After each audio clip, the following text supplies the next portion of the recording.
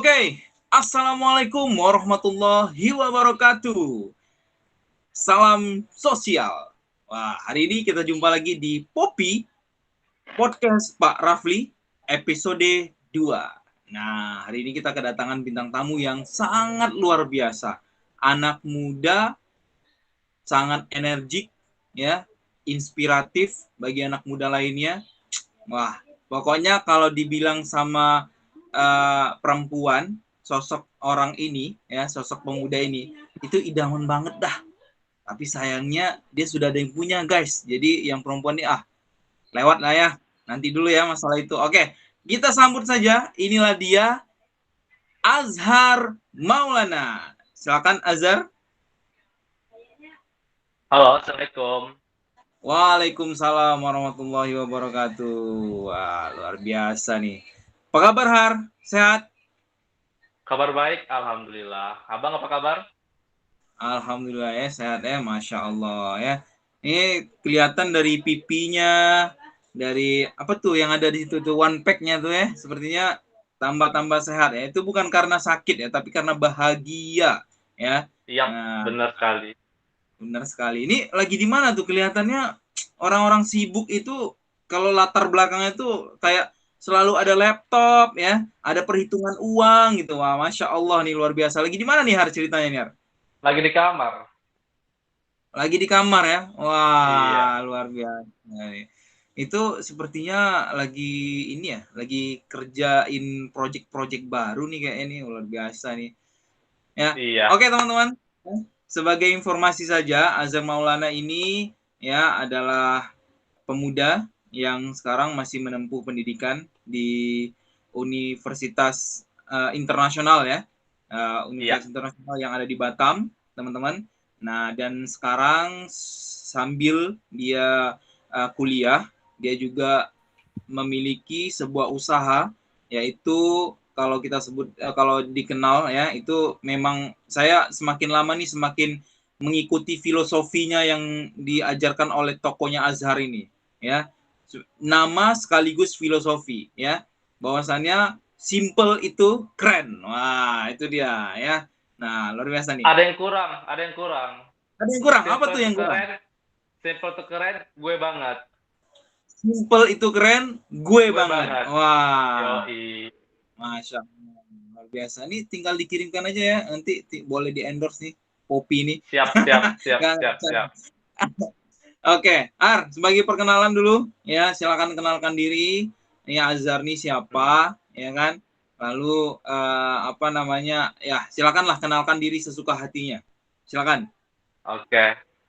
Halo semua, buat penonton setia Popi ya. Oke. Nama saya Azhar Maulana. Lahir di Kijang tahun 99, jadi umur sekarang baru 22, masih muda ya. Iya. Sekarang tinggal di Batam, kegiatan sehari-hari tadi udah sebutin, kuliah udah semester akhir sambil kerja. Mungkin itu aja sih. Wah, ini Azhar nih punya apa ya? Karakteristik yang sangat ini ya, rendah hati ya. Bilangnya kerja, padahal dia yang memperkerjakan orang, teman-teman. Padahal dia yang Iya. memperkerjakan orang. Nah, ini tipikal anak muda, tipikal idola wanita yang wah, Masya Allah ini ya. Nah, Har, kalau boleh tahu Har, sekarang sudah semester berapa kuliahnya Har? Semester ini kalau orang hamil nih udah kayak masa-masa gawat nih. Udah 9 bulan, udah tinggal mau blojolnya aja nih. Udah Hampir tinggal wisuda tinggal nunggu ya. kapan keluarnya aja. Ya, mudah-mudahan teman-teman kita doain sama-sama Azhar ini cepat menyelesaikan studinya Studi. supaya semakin Ya, fokus dengan usahanya ya. Amin, amin ya rabbal alamin. Nah, selain itu Har, amin. uh, berarti simple itu keren itu sekarang berkediaman atau letaknya adalah di Batam ya, di Batam ya. Iya. Untuk Nah, sekarang baru punya satu outlet di Batam. Insya Allah bulan depan, maksudnya tahun depan kita buka di Pinang. Doain aja. amin, amin ya robbal alamin. Wah, gitu dong ya. Jadi teman-teman, sekaligus kalau teman-teman yang nonton ini yang masih muda dibandingkan Azhar ini, ya mudah-mudahan nanti teman-teman bisa menjadikan Kak Azhar ini atau Bang Azhar ini adalah inspiratif bagi teman-teman, biar nanti ya di Tanjung Pinang ini makin banyak itu ya pemuda-pemuda yang membangun usaha, ya mau di Tanjung Pinang, mau di Kepri atau mau dimanapun lah yang menonton ini, ya semakin biar ekonomi kita semakin melejit tinggi, ya seperti itu. Kita sama kan dengan kita membuka lapangan pekerjaan sekarang, di masa pandemi yang sekarang orang banyak kehilangan pekerjaan, mungkin dengan teman-teman yang punya ide yang kreatif lalu membuka perusahaan ataupun ya, pekerjaan, ya kan, lalu teman-teman yang tadi terkena dampak pandemi bisa kembali menghasilkan uang untuk keluarganya, ya itu dia. Nah, Har, selain itu Har, ya selain usaha ini, ya ada usaha lain nggak kira-kira? Usaha lain nggak ada kayaknya. Cuman fokus di sini Nah, karena juga kan masih kuliah, fokus itu juga karena nanti kalau banyak fokus nggak akan ada yang selesai. Jadi fokus satu-satu aja. masa bukannya ada usaha satu lagi, Oh, usaha yang mana tuh? usaha mendapat hatinya adek. Eh, Ya kan, kalau itu udah dapat area tinggal nanti diresmikan aja entah kapan ya, amin ya, mudah-mudahan secepatnya. Oke, Ar, apa namanya sebenarnya, hari ini kita mau ngebahas nih sosok Azhar nih seperti apa gitu ya. Tadi kita udah bahas Azhar nih punya usaha, ya kalau boleh diceritakan dari awal usaha ini terbentuk tuh idenya gimana, Har? Oke. Awalnya kalau tarik mundur ke belakang tuh waktu masih di Pinang, waktu setelah lulus SMK. Nah, itu tuh uh, ada satu kayak cara berubah pola pakaian. Misal kayak yang sebelumnya itu kayak kalau pakai kaos tuh yang kayak misal yang tulisan-tulisan yang nggak jelas. Waktu itu kayak ngelihat ada satu iklan pakai kaos polos. Nah, jadi kayak tertarik gitu. Jadi kayak, oh iya, pakai kaos polos nih kayak simple-simple aja gitu. Akhirnya mulai beli kaos polos, mulai sering-sering beli kaos polos karena sesuai dengan style Azhar juga kan. Nah, di Pinang nyari kayak susah. Lagipun kayak dapat tapi harganya juga nggak sesuai. Nah, dari situ kepikiran, ini kayaknya kalau misalnya nanti kuliah di Batam, buka usaha ini, kayaknya bagus gitu. Karena juga sesuai dengan Azhar juga, sukanya yang pakaian simple-simple. Singkat cerita, ke Batam, kuliah semester-semester awal, baru mulai jualan, mulai cari tahu di Batam nih gimana prospek kalau jualan kaos, mulai dari segi kompetitornya, mulai dari segi pasarnya, akhirnya oh ternyata ada kesempatan nih, ada peluang kalau di Batam nih kompetitornya tidak terlalu tidak terlalu besar, dan juga target pasarnya juga besar di sini. Akhirnya mulailah ingin jualan kaos. Waktu itu masih ngekos. Nah, tapi ada satu kendala saat itu. Kendalanya adalah, ya namanya bisnis, itu butuh modal kan. Modal di awal. Setidaknya untuk beli barang, kita pakai modal itu, baru kita jual lagi. Nah, kesulitan pertama di situ. Karena juga kan kayak, ya namanya masih awal kuliah. Kita aja uang masih dikirimin, gak ada sumber masukan, gak ada modal sama sekali. Mau minta dari orang tua juga kayaknya nggak memungkinkan. Akhirnya di situ coba untuk berani kiriman dari orang tua, ada coba pakai waktu itu 300-400 ribu dengan resiko seandainya waktu itu barang ini tidak laku, ya satu beli itu nggak makan lah. Kan nggak mungkin kan udah beli barang kayak makan kaos kan nggak mungkin kan. Nah jadi ambil risiko, ya udah kalau nggak laku ya udah waktu itu nggak bisa makan ibarat gitu. Singkat cerita beli modal yang awalnya 1 lusin itu, Azhar coba jual dan ternyata alhamdulillah sesuai ekspektasi. Yang tadi Azhar bilang Azhar bisa lihat peluang, marketnya di sini besar dan juga kompetitor terlalu banyak, akhirnya sesuai ekspektasi dan laku, yang dari awalnya mulai dari stoknya 1 lusin, lalu berkembang menjadi banyak sampai ratusan ribuan saat ini dengan banyak variasi. Ya, seperti itulah. Dan sampai sekarang pun modalnya pun itu semua dari Azhar, tidak ada sepersen pun dari orang tua atau dari pinjaman dan yang lain. Jadi keuntungannya dari cost yang awal itu Azhar putar hingga besar sampai sekarang. Itu. Wah, luar biasa ya.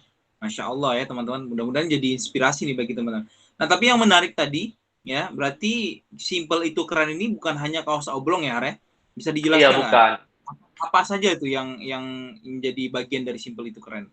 Nah, sebenarnya simple to keren itu sekalian juga ada mau bikin sebuah movement kayak, oh ini nih kita kalau pakai itu yang basic-basic aja, terus itu norak, mending kita kayak pakai kaos polos atau itu kita pakai hoodie yang polos-polos.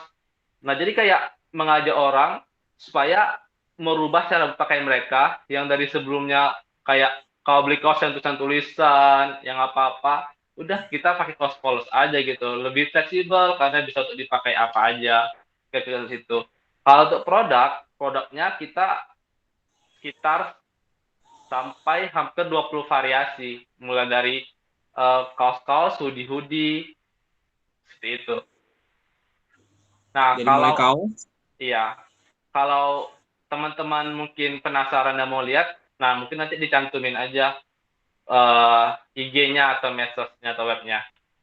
oke, ntar kita cantumin alamat IG-nya ya di deskripsi. Nanti teman-teman yang nonton video ini di YouTube bisa cek, bisa langsung klik ya, langsung terhubung ke deskripsi, langsung lihat ya, di mana itu simple itu keren. Nah, tapi ada yang menarik nih, berarti filosofi simple itu keren itu sebenarnya bukan masalah tentang pakaian yang simple ya, tetapi warnanya ya, seperti itu ya. Kalau kalau kalau apa saya mendengar itu seakan-akan itu bukan pakaian yang simple, tetapi bagaimana konten di dalam pakaian itu yang simple, gitu nggak sih? Iya, ya benar, bukan warna, tapi apa yang kita pakai itu kayak ya udah polos aja gitu.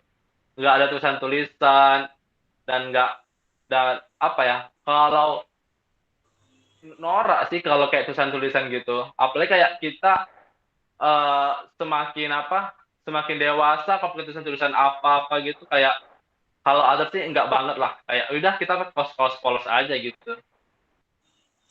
Oke, ya. Jadi sebelum Azhar apa namanya menetapkan nih bahwasannya untuk melanjutkan ini kan di awal kan alhamdulillah mendapatkan keuntungan dari ceritanya, di awal dengan keberanian tadi yang luar biasa Iya. dengan modal 300.000 tadi ya itu akhirnya mendapatkan keuntungan alhamdulillah ya menjadi bertambah modal-modalnya, tetapi eh, kalau untuk pasarnya sendiri di Batam itu apakah pertama kali memang sudah ada konsep simple itu keren? Artinya konsep hanya kaos oblong yang polos tanpa ada apa hiasan-hiasan atau konten apapun dalam bentuk baju itu apa sudah ada atau belum? Gimana? Sebenarnya dari awal itu kalau ngomongin satu-satunya atau pertama enggak juga. Karena juga Hmm. banyak yang jual yang kayak misal jual-jual yang rumahan yang mereka itu kayak belum punya nama, hanya sekedar jual-jual kaos polos gitu. Tapi kalau kayak distro-distro, distro tuh banyak tuh di Batam. Yang jual kayak kaos basic itu tuh cuma ada di sini satu-satunya di Batam. Seperti itu. Oh gitu. Berarti kalau saya membaca ini seakan-akan ya, apa yang didapat reward atau feedback yang didapatkan oleh pembeli tadi, berarti itu sangat terkesan dari toko simple itu keren ini ya. Nah, berarti Iya. artinya apa nih yang Azhar tawarkan selain produk yang sangat bagus, apa yang Azhar tawarkan selain itu? Oke, kalau ngomongin itu sebenarnya juga sekarang tuh lagi setidaknya bangun dua bisnis. Yang pertama tadi itu adalah uh, distro tersebut siapa keren. Yang kedua, Azhar bikin namanya yuk kita sablon. Nah, jadi kayak ketika ada customer masuk ke toko, ketika dia pingin beli kaos basic, ada tempatnya. Ketika nanti dia pingin, oh kayaknya pengen taruh stiker atau tulisan-tulisan yang sesuai dengan desain yang dia mau, dia tinggal pilih warna, dia ke tempat desainer kami bantu desain, lalu selesaikan pembayaran, nunggu sekitar 5-10 menit, selesai, udah gitu. Jadi kayak eh, apa ya? Jadi kayak kalau mau polos ya udah ada, kalau mau bikin sesuai selera ya juga ada gitu. Jadi ada juga ya yang mau misalkan dengan ada konten dia buat nama dia atau misalkan dia mau buat sebuah merek atau dan lain-lain itu bisa juga ya. Karena memilih Iya, tadi ada apa namanya ada sablonnya gitu ya.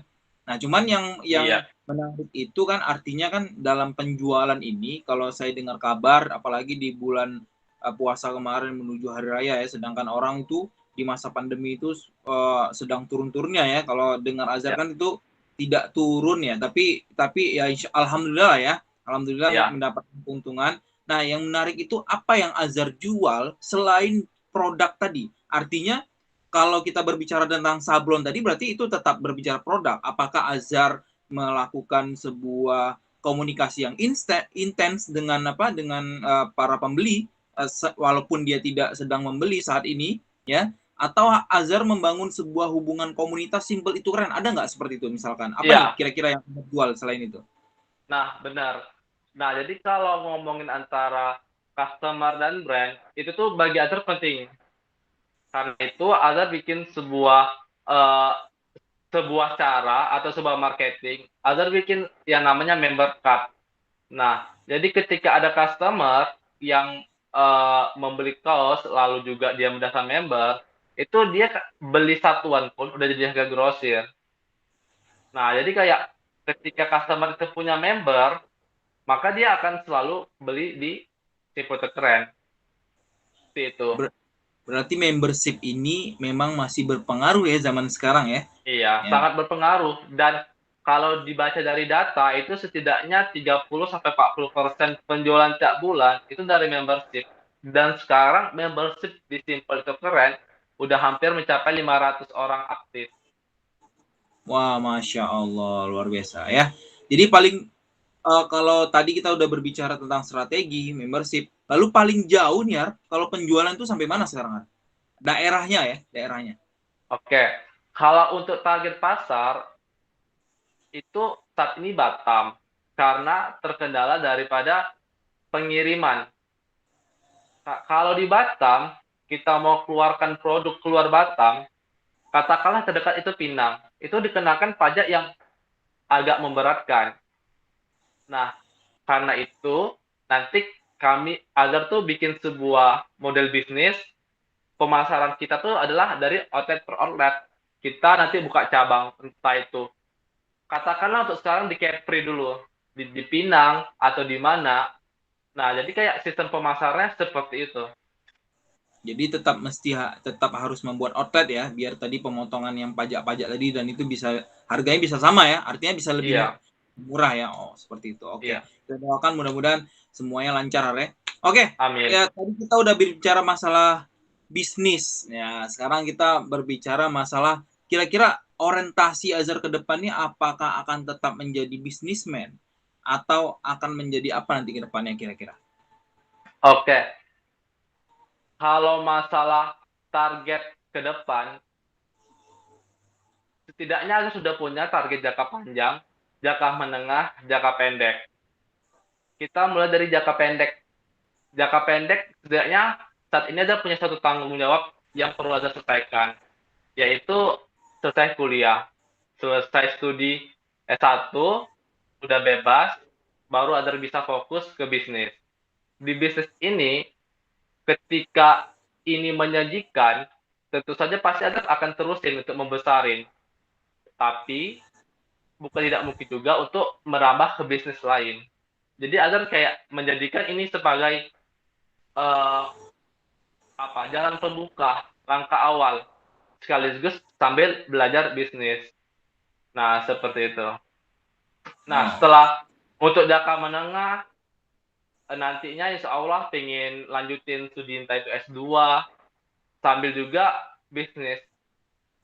Nah, bukan tidak mungkin juga nanti untuk menjadi seorang profesional, entah itu nanti bisa menjadi seorang CEO, ya seperti yang Azhar impiin. Misalnya kalau jadi CEO, jadi direktur, bisa kita diangkat entah dari BUMN dan lain-lain seperti itu. Yang penting kayak Azhar pelajari dulu sistem manajerial sebuah perusahaan, sistem bisnis itu seperti apa, mulai dari merintis dulu, dari nol dulu, merangkak pelan-pelan. Ya ibarat kalau naik tangga, kita mulai dari tangga yang awal, tengah, baru naik ke atas. Kira-kira seperti itu. Oke, ya luar biasa ya.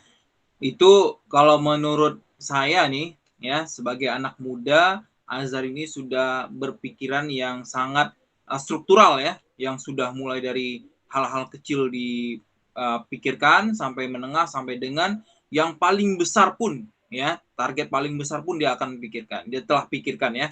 Nah, jadi teman-teman ya yang menonton video ini ya, mari kita ambil pelajarannya, teman-teman. Mari kita ambil pelajarannya bahwasannya anak muda itu bukan hanya duduk nongkrong santai tapi tanpa pikiran ya.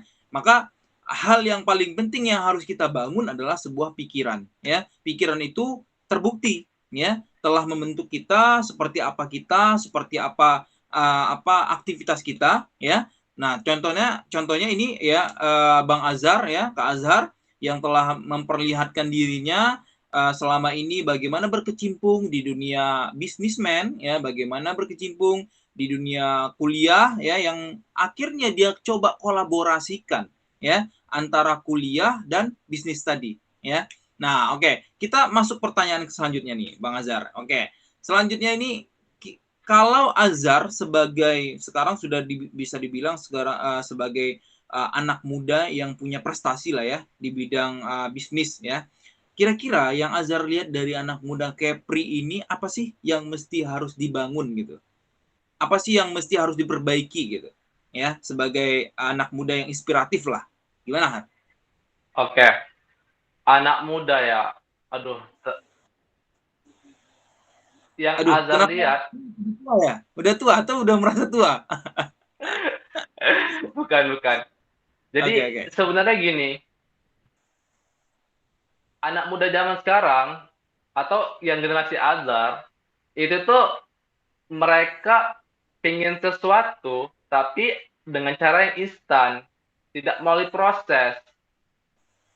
Nah, yang Azhar lihat anak muda zaman sekarang semuanya seperti itu. Ketika ditanya, kamu mau jadi apa? Wah, jawabannya banyak banget. Ada yang bilang pengen jadi A, B, C, D, E, F, G. Tapi ketika ditanya, bagaimana cara untuk mencapai itu? Jawabannya pada entah itu diam, atau nggak tahu, atau belum kepikir, atau jalani aja. Nah, itu sesuatu yang salah bagi Azhar. Jadi, anak muda yang pertama kali harus dilakukan, itu adalah punya mimpi. Punya mimpi, tapi nggak di situ aja. Kita punya mimpi, lalu kita rencanakan, selanjutnya kita komitmenkan. Insya Allah apapun yang kita pengen tercapai. Oke, keren sekali ya. Jadi saya juga pernah mendengar sebuah quotes ya yang mengatakan bermimpilah maka Anda akan mencapai sebuah puncak ya. Maka kata-kata seperti itu sangat bermakna teman-teman ya. Bagaimana seseorang itu ya membentuk kesuksesannya itu memang dari mimpi ya. Nah, makanya selalu kita dengar ya mimpi itu silakan setinggi langit ya, silakan setinggi langit, tapi jangan lupakan usahanya ya. Maka ada juga istilah yang mengatakan setidaknya ketika kita sudah mimpi setinggi langit, kita tetap akan jatuh pada langit yang keberapa ya, atau kita akan tetap jatuh pada awan, atau kita akan tetap jatuh pada tempat-tempat tertinggi, gunung, ya, karena kita telah mengambil mimpi yang paling tinggi, teman-teman. Nah, maka sebenarnya kalau kita lihat sekarang, hari ini sedikit cerita ya, anak-anak zaman sekarang itu sebenarnya takut bermimpi, ya, takut bermimpi, tidak seperti zaman kita, ya. Kita sering kalau dulu ya, ketika pengalaman saya ketika saya di sekolah, ketika ditanya, ya saya masih ingat tuh, ketika saya masih berada di SD, saya ditanya, mau jadi apa nanti? Saya bilang saya mau jadi Power Rangers. Kenapa saya mau jadi Power Rangers? Karena saya nontonnya waktu itu Power Rangers, ya. Nah, lalu yang kedua, waktu saya SD, SMP ya, naik ke SMP, saya ditanya, mau jadi apa nanti? Saya bilang saya mau jadi pilot. Ya, itu saat itu posisinya saya belum pakai kacamata itu ya. Jadi masih juga belum tahu apa syarat-syarat pilot itu, ya tidak boleh menggunakan kacamata. Ya saya pokoknya mengatakan saja gitu ya. Saya menjadi pilot. Lalu ketika saya masuk SD menuju SMP menuju ke SMA, saya ditanya, ya, mau jadi apa? Saya mau jadi apa namanya itu? Pramugari ya atau pramugara ya, yang laki-laki pramugara ya. Karena saya waktu itu ngelihat seorang pesawat itu dinaikin sama orang-orang yang berpakaian rapi, ya, ganteng, ya, keren lah pokoknya seperti itu. Lalu pas ketika saya masuk di SMA, ya, di SMA teman-teman, saya mulai berubah juga pikiran saya, ya. Di saat itu saya ditanya, saya berpikir, saya bermimpi, saya ingin menjadi seorang astronot. Nah, itu kalau saat itu posisi saya itu sangat tidak mungkin untuk masuk astronot. Kenapa? Astronot itu saya tahu ya, ketika saya searching ya, tidak mungkin berasal dari orang IPS. Sedangkan saya basicnya adalah orang IPS ya. Tetapi saya tetap mempertahankan mimpi itu sampai mimpi itu mendapatkan penggantinya ya. Yaitu penggantinya saat itu adalah saya ingin bercita-cita menjadi seorang ahli hukum atau anggaplah saja pengacara ya. Nah, lalu sampai kuliah akhirnya saya sekarang menjadi seorang yang di dunia pendidikan. Ya, itu sangat tidak menyangka. Padahal saya tidak merasa saya akan menjadi seorang yang berkecimpung di dalam dunia pendidikan. Karena bagi saya pendidikan saat itu sangat sangat membosankan. Ternyata ketika saya masuk tamat saya di SMA, saya masuk di kuliah, ya ternyata pendidikan itu sangat-sangat amat penting, teman-teman. Ya, sangat-sangat amat penting ya. Nah, sebagai sedikit informasi ya, Bang Azhar ini atau Kak Azhar ini dulu ya, itu waktu saat dia SD sampai dengan SMP, dia merupakan orang-orang yang berprestasi di sekolahnya ya. Jadi teman-teman, uh, untuk membangun sosok pribadi yang sangat inspiratif itu bukan sekedar hal-hal yang dibilang sama Azhar tadi, bukan semudah itu ya, bukan sesimpel itu gitu. Tapi kita mesti harus memikirkan hal dari kecil sampai dengan hal-hal yang besar, sehingga akhirnya kita pun menuju puncak ya. Itu dia ya. Nah, Har, untuk target ke depan yang dilihat ya dari masa pandemi ini, kira-kira apa nih Har yang harus dibangun oleh anak-anak muda ya, karena Indonesia ini butuh tenaga anak-anak muda nih Har, untuk bangun ya. Ada istilahnya kalau kita pernah dengar ya, Soekarno mengatakan silakan berikan aku ya 1010 orang pemuda, maka akan kuguncangkan dunia. Artinya poin pemuda ini ya, peran pemuda ini betul-betul sangat penting, betul-betul sangat krusial dalam membangun sebuah negara, membangun sebuah peradaban. Nah, kira-kira apa nih Har yang ingin Azhar sampaikan pesan ataupun yang menjadikan anak-anak muda Tanjung Pinang dan sekitarnya, Kepri terutama ya, itu menjadi inspiratif, menjadi seperti Azhar lah ya, yang telah banyak membangun, berproses dengan hidup. Silakan Har. Oke, kalau ngomongin anak muda, Azhar mau ambil dari level terendah, mulai dari pelajar, entah itu SD, SMP, SMA. Di masa pandemi ini, setidaknya menurut Azhar telah merubah pola belajar, pola pikir, dan kebiasaan bagi kalangan ini dari SD, SMP, SMA.